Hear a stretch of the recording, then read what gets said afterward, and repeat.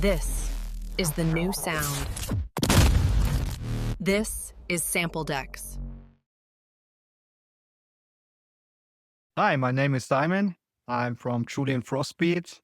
I'm making beats. I'm recording music. I'm mixing music. I'm mastering music. I'm making a lot of stuff for the audio development, and I love music. Awesome. So how long have you been actually making music for? It's about 25 years right now. I started with about 13, 14 years. It was all only a child project, you can say.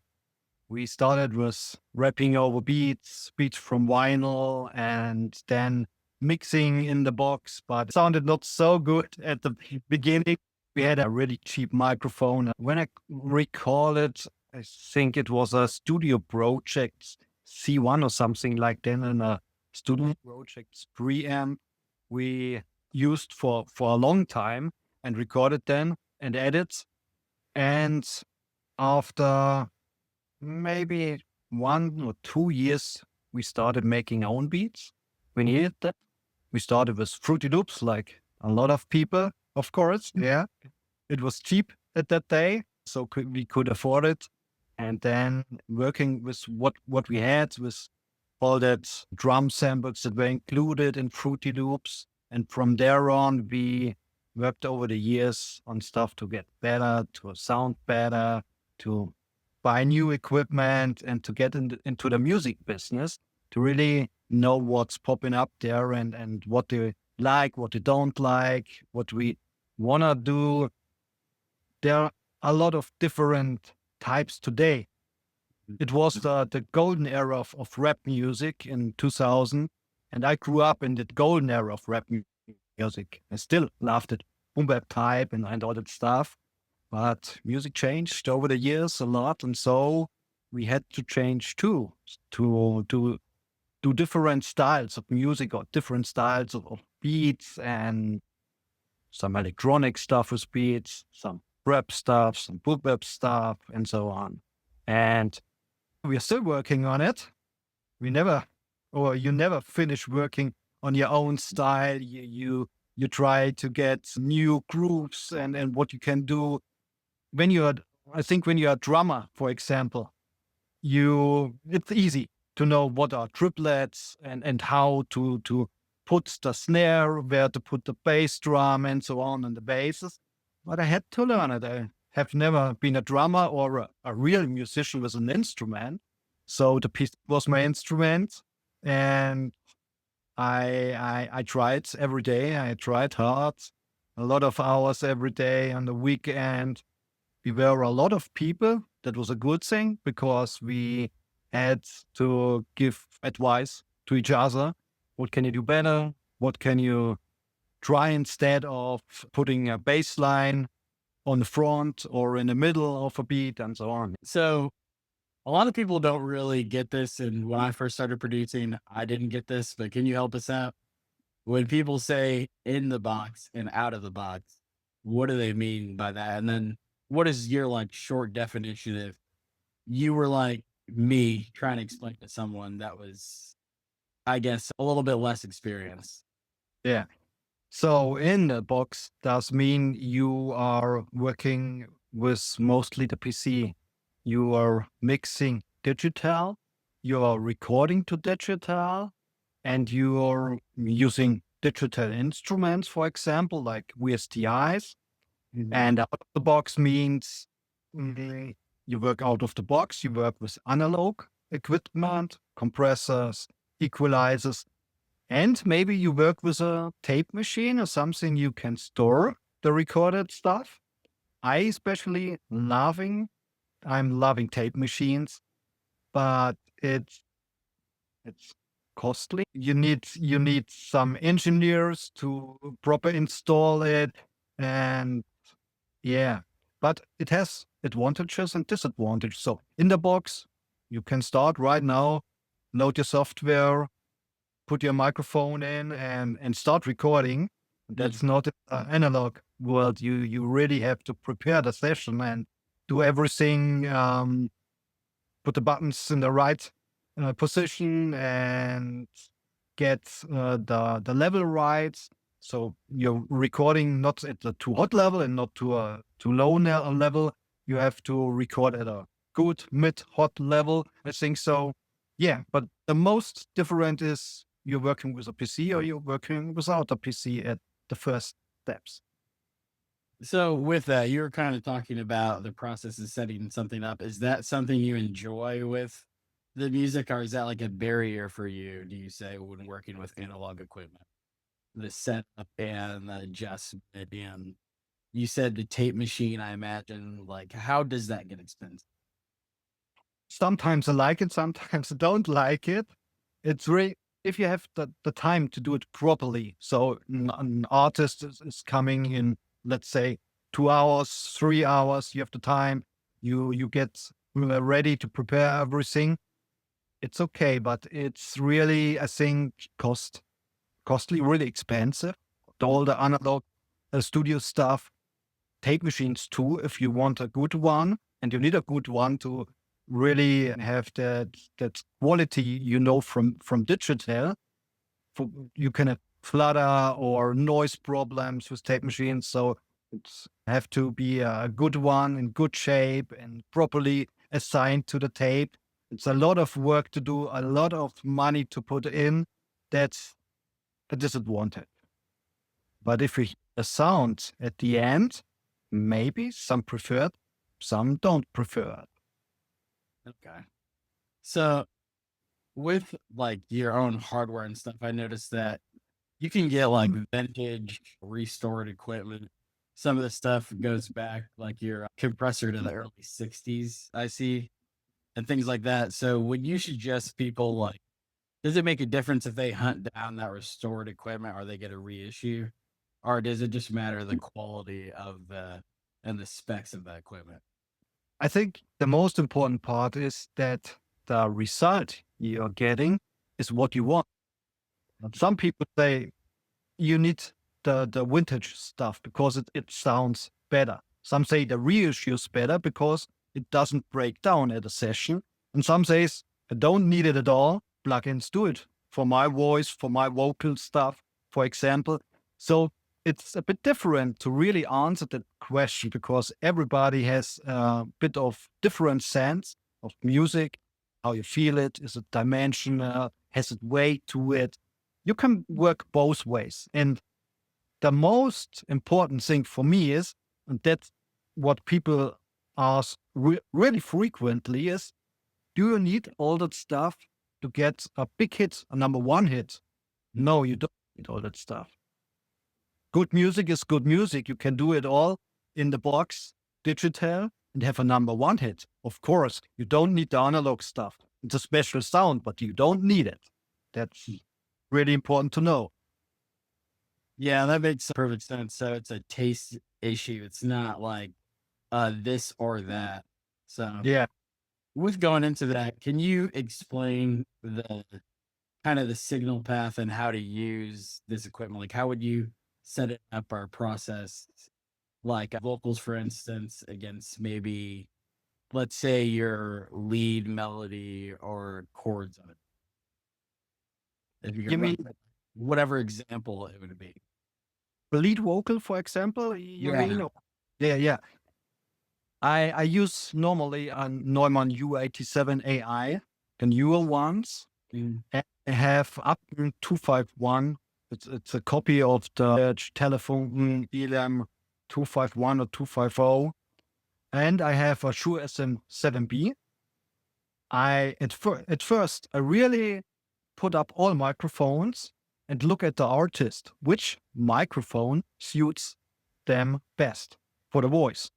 It doesn't mean the most expensive is the best microphone in this situation. You really have to try and find a microphone that suits that. And after that, you can have a normal microphone, a U70A, a condenser microphone, or you can have a tube microphone. And that's a bit different how to pair it. How, do you like to pair it with let's say, a knee microphone preamplifier? You have that weight to it. Or maybe with a tube microphone, it's a bit too much. You need a bit of a cleaner preamp. So I put up the microphone, then I'm looking for the preamplifier, which one to suit the voice and the microphone. And then I'm looking for compression, EQ, and de-essing. So the compression only needs to hit a bit, not too hard at the recording process, only to get the level of the vocals in a good line, and then put an EQ after it to filter the low noise or the low rumble and the high end stuff. Put that a little bit out in the recording process, and then I use it again when I'm mixing, when I use analog stuff to mix it, or I use plugins to do the rest in the box. Okay. Yeah, that makes sense. So again, I work a lot in the box. So as you see, it's like all MIDI. I have some like guitars and stuff, but all that stuff is plugged in through interfaces and all that. So I'm trying to educate myself.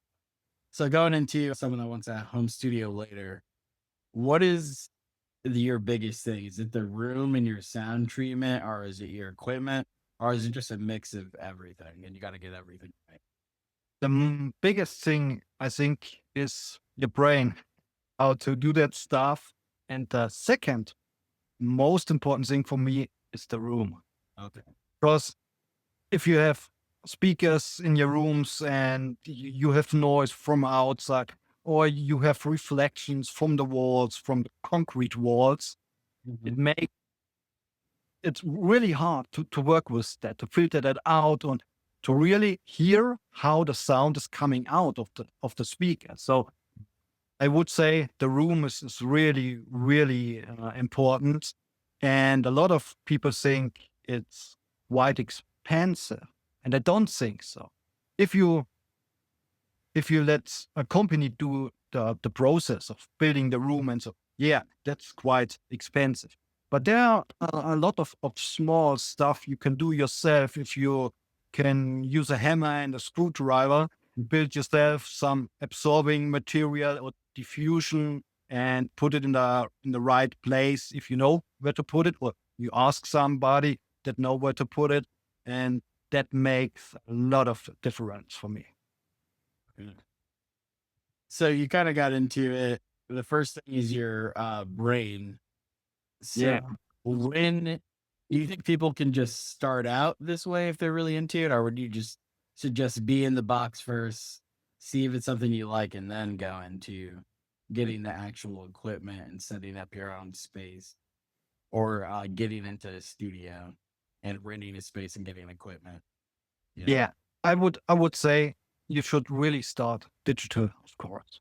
You Mhm. should try out different programs, different MIDI files to get into that stuff. How is a drum beat? How is it built up?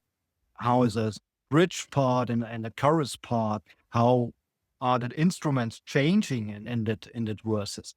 So starting digital is quite cheap, and that's a good thing, of course.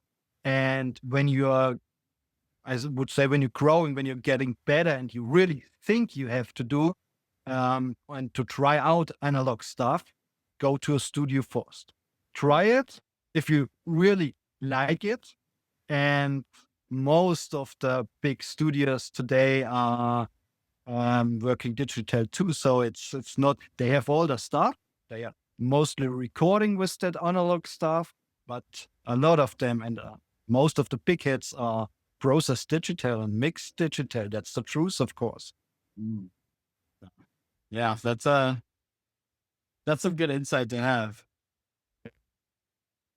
So, um, just with setting everything up, what would you say like your biggest hurdle was, or was the biggest, like, most expensive piece of equipment? The most expensive one of microphones was a Sony C800. I had it, I sold it, I had it again, and I sold it again. It's a great microphone. But I think the most expensive piece was really my converters. I have a Pearl mothership, and it's quite maxed out. That was really expensive, and a lot of people told me, don't do that for the conversion. Mm. I really like it, but it was so expensive that I think how the people always say the last 5% costs you 500% of all the money. So if you really need that, that's a big question. I would never start with that, of course, because if you're only recording an instrument and your voice, you don't need that channel count, of course. You only need 2 channels stereo.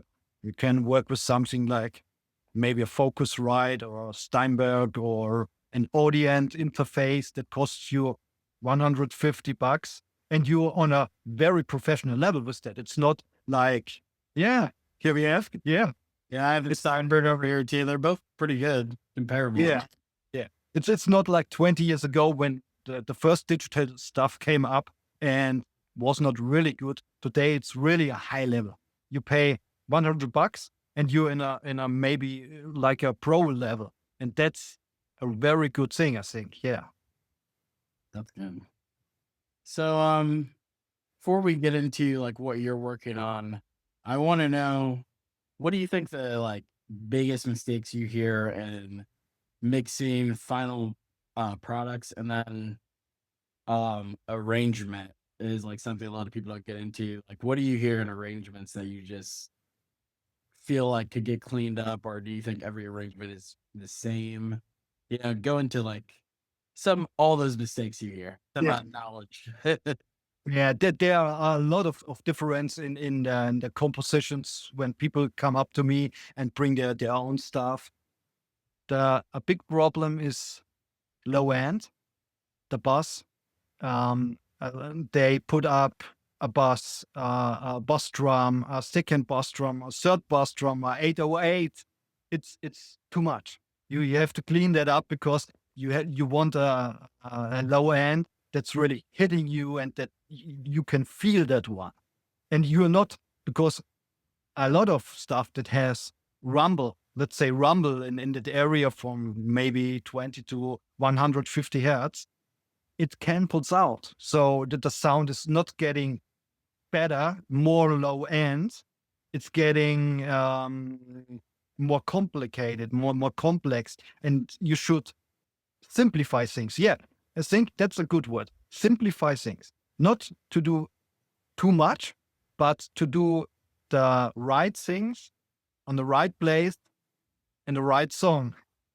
Maybe you can say something like that. Yeah, that you start simple. You start with a melody. You start with a bass line. You start with a drum break or a drum loop, and you work from there. And there's something I always do when I hear mixes the first time, and people were mixing and producing the song for a long time. I say, show me the second take and show me the last mix you have done. And I mostly pick the second one. It's getting worse. You have to know when the song is finished. And that's a really big problem. And that's a mindset. You want to get it better and better and better. But if you start with, let's say, you start with a drum break that's not really clean sounding, that's a bit with noise, that's that's a big problem. You should start with the best samples you can find, or maybe you record your own if you don't have one, and then work from there. On the arrangement, I really try when making a beat, I try to find a bass drum, a snare, and a bass line that sound lovely together. Let's say something like that. Yeah. You have a bass line that is really hard hitting and you really love it. But if the drums don't suit the bass line, you can work on that and EQ and compress and something like that. But the end process will never be that great if they not suit each other at the beginning. That's what I think. So it comes down more to sound selection, you think, than overall just mixing and arranging how you do it. If it has a nice sound, people are going to go through it with you regardless and probably take that journey. Is that Yeah. so?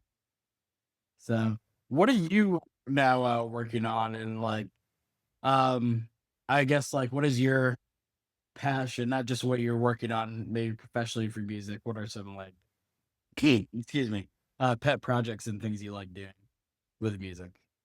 I'm working on some different music styles at the moment. It's a lot of black music, rap music, but I have rock musicians too, and something like that. Electronic music. I really love electronic music, like house, electro, techno, the harder stuff. I like that too, but my passion is black music, is rap music, yeah, of course.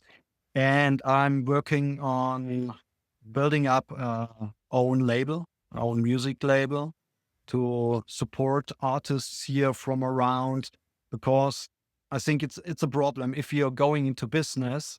It's like a pot of sharks where you try to put your hand in and they will bite you. So they don't want you to step into that business because you will be taking money out from their money they want it. So it's really different. You try to being a live act and getting new fans that like your music. And of course the web made it more easy today, like maybe 30 years ago.